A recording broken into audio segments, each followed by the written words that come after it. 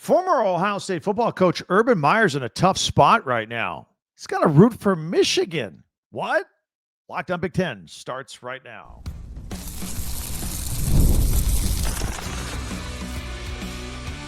You are Locked On Big Ten, your daily podcast on the Big Ten Conference. Part of the Locked On Podcast Network, your team every day. Hi, I'm Craig Shemon. Today's episode is brought to you by FanDuel. Right now, new customers can bet just $5 and get $150 in bonus bets if your first bet wins. Head to FanDuel.com and get started. Good recruiting news for Michigan, bad for Ohio State. Speaking of Ohio State, Urban Meyer must root for his rival.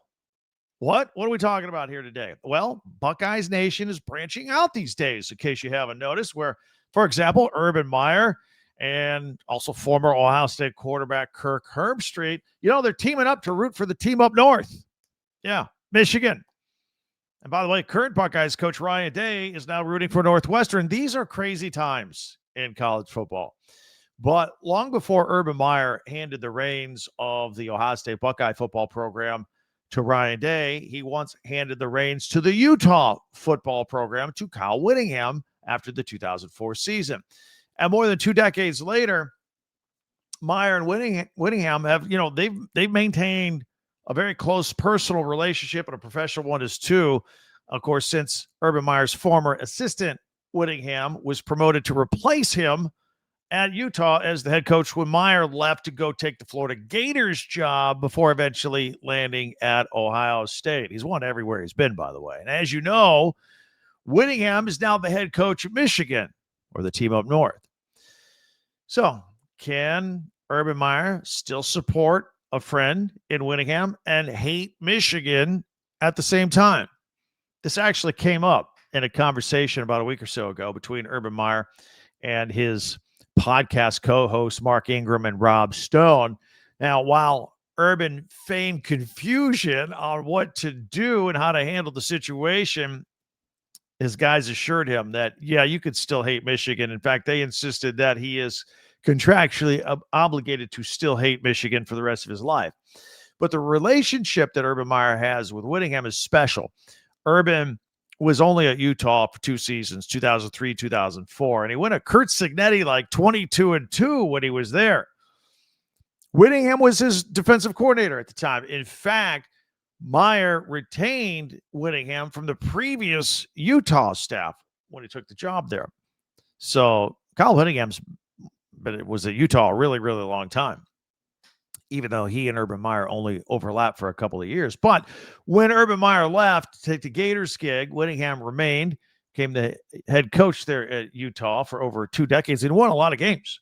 He did what Urban Meyer was doing, winning, and he just kept on winning.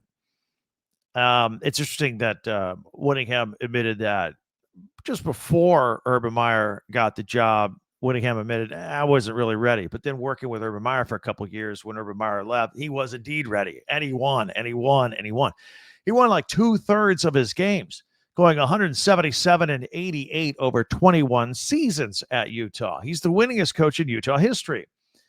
He had 8 seasons where he won at least 10 games. He won 11 bowl games.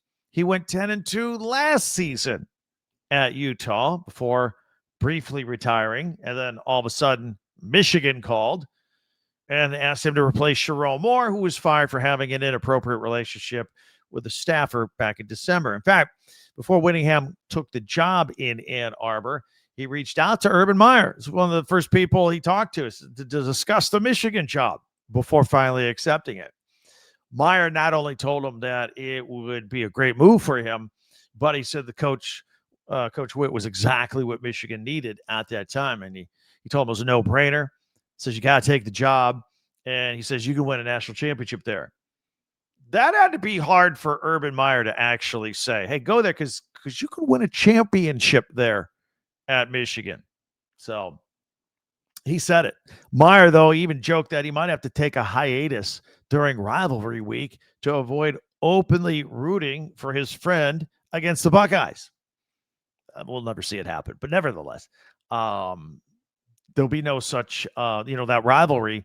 There'll be no hiatus, no vacation for Urban Meyer. No way he can dodge it. He'll be there because He'll be at the anchor desk for Fox on site at the game as an analyst, because that's his job. He's a Fox football analyst for Big Noon on Fox. That's the Big Noon game that day at the end of November, and we're all looking forward to it. By the way, the game is in Columbus this year. Now, Meyer isn't the only one in a tough spot here. Michigan fans know that ESPN analyst and former Buckeyes quarterback Kirk Herbstreit, his son is now on the Michigan roster, Chase Herbstreit. And I watched him. You did too. If you watched the spring game, he got a little bit of good amount of playing time for Michigan in the spring game just a month ago. And his parents were huddled up in the big house cheering his son on. It made for an odd visual, but as a parent, I get it, right? So do you. So we got that situation going on. But then we also have Ryan Day's kid. We talked about this last week. Ryan Day's kid, RJ, he's a pretty good quarterback. It's a 3-star. He committed to play at Northwestern the beginning of 2027. He's a 3-star from Columbus. Not quite good enough to play at Ohio State, but he also wanted to make his own name. He's always been Ryan Day's kid wherever he's gone in Columbus, always in the shadow of his dad. Wanted to go somewhere else and see what he could do. He put up some decent numbers at St. Francis de Sales there in Columbus. He threw for 5,700 yards and 54 touchdowns in his career. But I'm sure the fact that Northwestern's offensive coordinator is Chip Kelly, who's very tight with the Day family, and that helped make this match in Northwestern. Kelly was the Buckeyes offensive coordinator, as you'll remember, for the national championship just a couple of years ago. And Chip Kelly and Ryan Day go back and forth. Each has hired the other in numerous jobs as their careers have bounced from the NFL to college football. So they're very tight. They're very close. And I think this was an easy move for RJ Day to go play for Chip Kelly. Now, I'm already looking ahead because that's what I do. Maybe like in year, 2029, that we'll see Northwestern quarterback RJ Day take on his father's Ohio State team in a highly touted Big Ten matchup. Wouldn't that be something? Whether it be in Columbus or whether it be in the brand new semi-brand new stadium at Northwestern, that'll be pretty cool. Sure, we'll make a big deal about it here. And in that same year, we could also see RJ Day and Northwestern roll into the big house and face Chase Herbstreit and the Wolverines. That'll be fun. Little crossover. Looking forward to all that. But look, we can't wait for this season to get underway. I think we're just a little more than 100 days away from week 0. So we're ready to go, whether you're for Ohio State or Michigan or Northwestern or whoever. We are ready to go for the upcoming college football season. Here we are in the middle of May, and we're going to have a lot of announcements from recruits and where they're going to go, a lot of official visits in the month of June. Then we got Big Ten Media Days. I believe it's in Chicago this year. That'll be at the end of July, and that goes right into camp the first days of August. And the season will be here by the end of August and the 1st of September. So we can't wait. It's all here, and we're all over it right here on Locked On Big Ten. So thank you for making us your first listen each and every day. Be sure to hit that free subscribe button down below so you never miss a single episode. And we also ask if you could like, share, and follow, hitting the arrows and the thumbs up and all that. That really helps out. Even helps out even more if you drop me a little comment in the comment section. Always I've been making an extra effort to get to all of them. So hit me up there. That would be great. And we'll go back and forth there. It's all part of the Locked On Podcast Network here on Locked On Big Ten. Don't forget, you can pick up your Big Ten gear. We've been talking a lot about Ohio State and Michigan. You want some Ohio State shirts with the logo or Michigan pennants or hats? We have 18 different stores on our website, talkbig10.com. It's where we archive all of our podcasts. You can go back for a second listen here on Locked On Big Ten. And while you're there, peruse a little shopping. Get yourself ready for the upcoming season with some swag from your favorite team.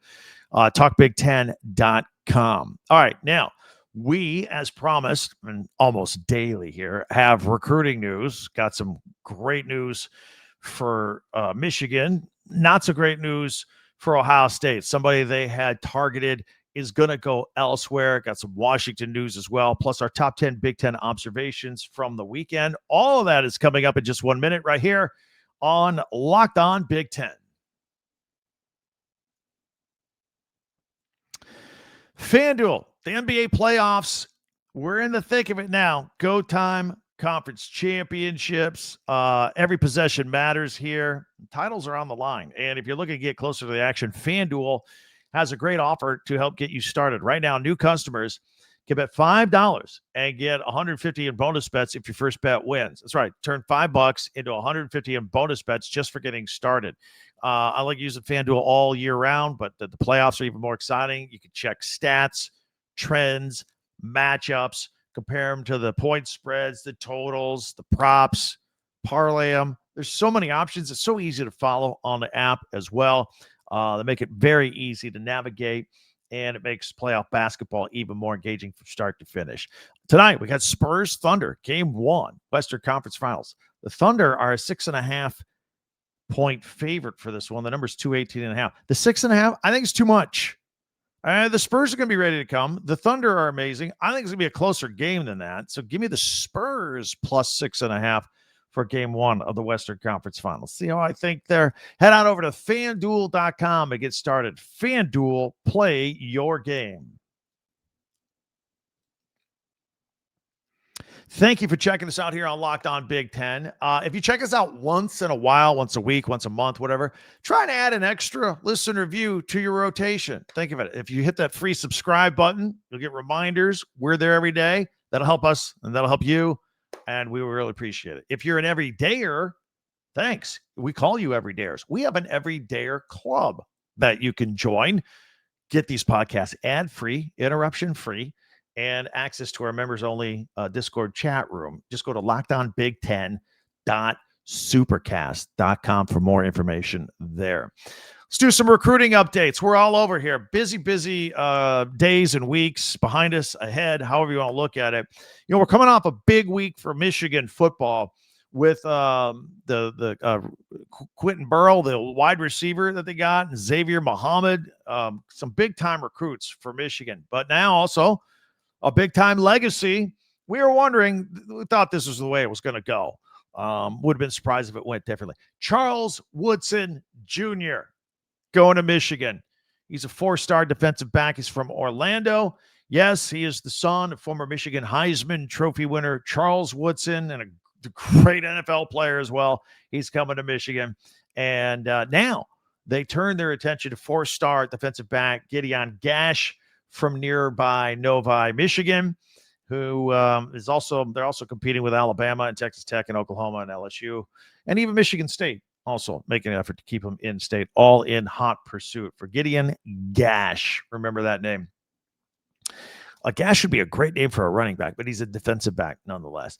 Michigan is also trying to flip a couple of 3-star defensive backs from the Indianapolis area for 2027, corner DJ Mitchell and safety Errol Kearns. Now, big deal's been made about 4-star tight end Brock Williams. He is from Libertyville, Illinois, 6'5", 220. He's regarded as the best tight end out there in the class of 2027. Been a big focus for Ohio State. He spurned the Buckeyes and Georgia, for that matter, chose Texas. This is a big blow for Ohio State. They had been considered favorites to land him. Here's what I say about that. These kids change their mind every day. They make their commits. We still don't have signing day until December. Let's see. Maybe the Buckeyes go down to Texas in week 2 and blow them out. Maybe the kid will start thinking, maybe I'll go. Maybe I'll flip. Let's keep an eye on that one. Brock Williams is the name, okay? Now, some good news for the Buckeyes. They're getting a new turf again at Ohio Stadium ahead of the 2026 season. Going to happen right now. This replaces the turf that they just replaced in 2024, but money's no object at Ohio State. They want to get a new one, a better one, a more updated one. This is going to be NFL quality turf.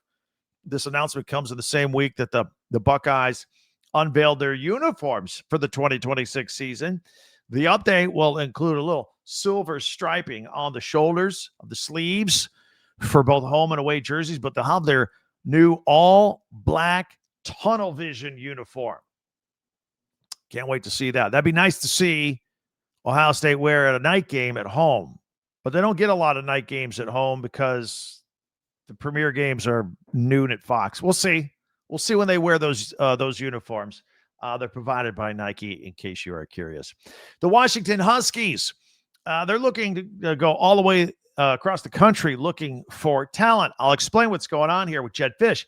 He has offered 4-star Camden, New Jersey offensive tackle Aiton Doleo, and he's one of the top 30 players of the class of 2028. 6'6", 330 pounds already. His nickname is E.T., extraterrestrial, because he's got alien-like abilities given his size. He can really move. He's already on the Big Ten's radar. Ohio State and Penn State have also offered him already. But by the way, interesting note about New Jersey.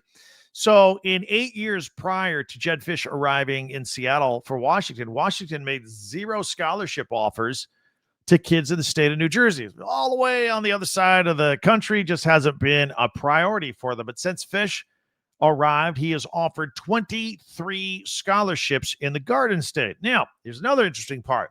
Really hasn't paid off yet because only one Jersey recruit has signed with the program, and that would be 4-star quarterback Derek Zammit from DePaul Catholic. But anyway, I admire the effort. We'll see if it pays off at some point, go all the way to the East Coast to try and recruit at Washington. Look, it's hard to get a kid to play that far from home, but we'll see if it ever pays off. Got a good get for Illinois and Brett Bielema, a 3-star in-state linebacker. Sean Rice is committed to the class of 2027. Good size, 6'2", 210 pounds. He chose the Fighting Illini over other Big Ten schools, Indiana, Minnesota, Purdue, and Wisconsin, as well as Kansas State and Georgia Tech.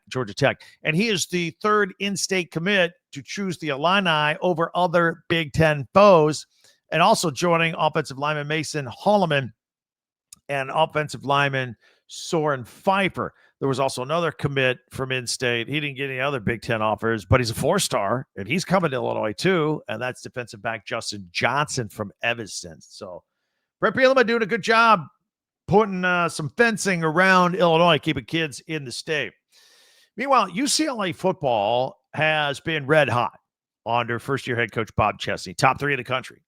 But the Bruins lost one, a rare loss in 2027, class of 2027, 6'6", 300-pound offensive lineman Jackson Smith, a 3-star, flipping his commitment from the Bruins, going to go to Notre Dame now. What hurts about this is he's a California kid. So he's going to go to South Bend. He said academics were a factor, part of his decision. He liked what Notre Dame had to offer. He's going to make his official visit to South Bend on June 19th. Again, these things are never final until they're final. Even then, they're not final. So, hey, are you ready for this? Listen to this. I believe this is our first class of 2029 news for the Big Ten. They're getting younger and younger. Nebraska has offered running back Braden Henderson from the state of Texas. He's not rated yet. Again, class of 2028. He ran for 800 yards last year, but he's got an in-state offer from Baylor. He's drawing interest from many other schools at this point. I'm sure he'll be rated at some point. And the Huskers already have a running back commit for 2027, the year before, with Amir Brown, who recently shut down recruitment. So big effort at running back for the Huskers. I got some basketball news out of West Lafayette. So what's Purdue without a 7-footer? Going back to Zach Edey, and it seems like they've always had guys, and they're not just 7-footers, like 7'4", 7'3". What's Purdue without a 7+ footer? Well, they got a commitment from a top 15 recruit, Isaiah Hill. He's a 7-footer. I think he's just 7 foot, kind of a shorty. He's not like 7'5" or anything like that. He's committed to Purdue. He is one of the highest ranking players to ever commit to Matt Painter, and he is the first 2027 commit for the Boilers. He's from Indianapolis, so it's nearby, within an hour of Bloomington or West Lafayette, and he's from Pike High School in Indianapolis. He is a highly ranked 4-star for now, and he has received offers from Indiana, Louisville, Illinois, Notre Dame, and Oregon. He chose Purdue. Really like what Matt Painter had to offer, and really thinks that Matt Painter can offer him help on his post-up game.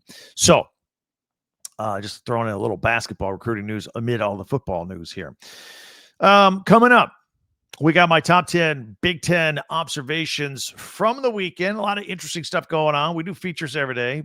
Top 10 Big Ten observations on Mondays. Tomorrow, Tuesdays, we'll do our Tuesday tweets on X. Last chance to send me one at Talk Big Ten. I'll put it on. I'll mention your name. Go ahead and shoot it over. Wednesdays, we power rank. Thursdays, we take a look at the Big Ten Network's Big Ten Classics and live action for the weekend. And Fridays, we make picks on something. And once we get into the season, it'll be pigskin picks. We'll have a lot of fun with that. Always do. In the meantime, our top 10 Big Ten observations in a minute right here on Locked On Big Ten.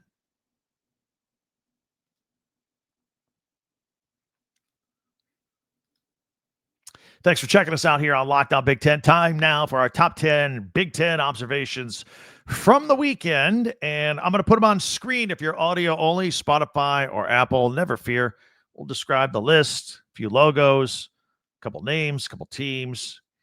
Let's put it on here. And we'll go full screen here with that. All right. First thing, this time of year, sometimes I'll sneak on some other things that don't have to do with the Big Ten, but they were part of our weekend in sports, right? And put on the Preakness on there. All these big horse races this time of year. I always watch them. And Napoleon Solo, strong run out at Laurel Park, the 151st Preakness. Not at Pimlico this year. They're redoing that from the ground up. So 1 year in its history, Laurel Park, back to Pimlico next year. Wanted to mention it. Big part of the sports weekend. Maybe you watched it too. Also, another non-Big Ten event, the PGA Championship. I just want to mention this. Out in there in Pennsylvania. What a leaderboard that was. Thursday, Friday, Saturday. I mean, what a jumble of everybody atop the leaderboard, all at the same score all weekend. It was incredible. But I wanted to mention that with the PGA Championship. All right, now let's go on to some other business around the Big Ten, top 10 Big Ten observations from the weekend. I've never been to the Big House before. I was in Ann Arbor this weekend. Went by, checked it out. Very impressive. Very impressive. Maybe I'll have a picture of me there on Tuesday tweets tomorrow. We'll have that. Also, what else we have here? Michigan State baseball. Wanted to mention winding down the regular season this weekend for baseball, Big Ten and college baseball before we get to the Big Ten tournament and whatnot. Michigan State baseball. They stepped out of conference this weekend and they beat Illinois State 18-8 in 8 innings. If you're going to put up 18 runs on the board, I'm going to mention you. That's a big day. That's a big day at the plate for Sparty.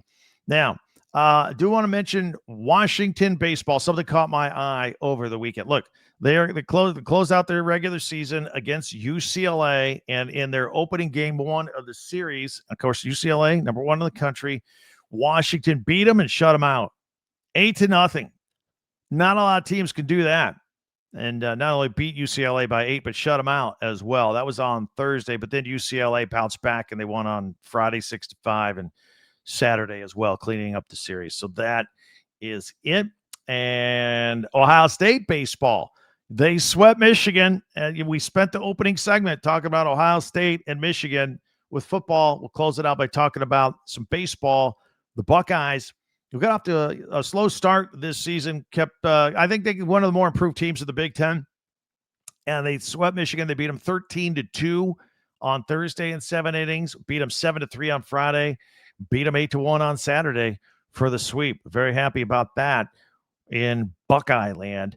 Meanwhile, the NCAA softball regionals, some of them were not done. We had to tape this show for Monday over the weekend a little earlier than we normally do. So all that, some things are still going on there. We're going to talk more about the softball teams from the Big Ten and their performances in the regionals. And we'll discuss that tomorrow a little bit more on Locked On Big Ten. But congratulations to the 7 Big Ten teams that made it into the NCAA regionals. Number 3 on my list, top 10 Big Ten observations for the weekend. Indiana's Fernando Mendoza now with the Raiders. So a lot of you NFL fans know that they had the NFL schedule release this past week, and every team had their own little hype video. Some were better than others. rave reviews for Mendoza and the Raiders as he and Kirk Cousins will be competing for the starting quarterback job. Did a skit for the schedule release, and they drew with their inner stepbrothers characters from the movie, Will Ferrell and John C. Reilly. It was pretty good. It was pretty good. Some acting chops by Fernando. Kirk Cousins was really good too, by the way. So if you want to check that out, some of you check out your favorite teams. With 32 of them, it's a lot to go through. If you didn't see the Raiders, go check that out. It was one of the better ones on the schedule releases from last week. Couple of things for Michigan, number 2 and number 1 in our top 10 Big Ten observations. Like I said earlier, huge recruiting week for Kyle Whittingham, friend of Urban Meyer. And the recruiting trail got Quentin Burrow, the wide receiver from Chicago, went right in Notre Dame's backyard. Notre Dame was after this kid big time. And Michigan got him on the commit. And, of course, as we mentioned, Charles Woodson also committing to Michigan, son of the Heisman Trophy winner. Got to go to Michigan. If he went anywhere else, I would be absolutely stunned. But those are my top 10 Big Ten observations from the weekend. Did we miss anything? Let us know. We'll discuss at a later time here on this podcast. But we do our top 10 Big Ten observations from the weekend every single Monday right here on Locked On Big Ten. All right. Thank you for tuning in to Locked On Big Ten. Like I said, we're here every day. Be here again tomorrow. Hit that free subscribe button so you never miss a single episode. And we would really appreciate that if you guys will share, follow, and like. You can follow us on Twitter at Talk Big Ten, at X. Send us something. We'll put it on tomorrow's program. Our website, talkbig10.com. All of our podcasts go there. Check out a second listen after this one when you're done. Get caught up with what we did last week. I got to admit, we did a lot of hammering of Notre Dame last week as it applies to the Big Ten. Check it out. You'll know what I'm talking about as well. All right. Moving forward, hopefully you'll see us again tomorrow. If you are an everydayer, we have an everydayer club that you could join, and you get all of our podcasts ad-free, interruption-free on audio, Spotify, Apple, wherever you get your podcasts there, and also allow you access members-only Discord chat rooms, which are a blast. Just go to lockedonbig10.supercast.com for more information there. That'll do it for us. Thank you so much for joining us. Can't wait to talk to you again tomorrow for Locked On Big Ten. I'm Craig Shemon. We'll see you next time.